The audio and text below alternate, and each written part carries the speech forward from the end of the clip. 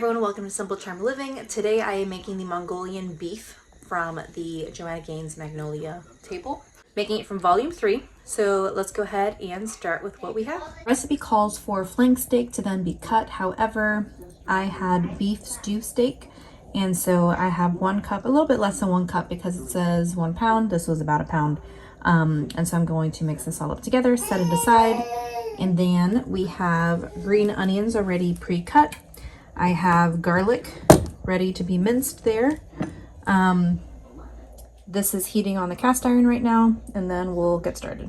Here's what we currently got going. We have the sauce over here, so I turned this off until later. It says to heat it up again.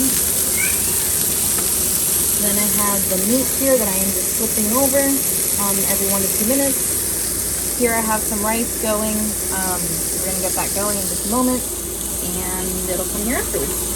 I poured the sauce in, mixed it all up together. It smells really good. The rice is ready. It's already been fluffed. Now all I have left is to plate it. And here it is plated. We got some rice, we got the steak, we added some green onions on top, and the sesame seeds. Just gotta say, that meal was very good. It was not super sweet like I thought it would be. It only had a 1/4 cup of sugar, which seems like a lot, especially for that amount of sauce, but it was actually still pretty good.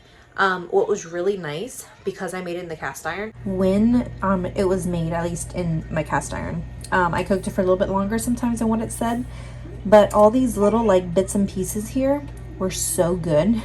When I ate them like with the meat, it was delicious. So it had a little bit of sweetness, a little bit of crunch, which is really nice. So if you do get that in your meal, like if you do get that when you're cooking, like try to eat that because it's actually really yummy. All right, but that is it. If you like this video, give me a thumbs up.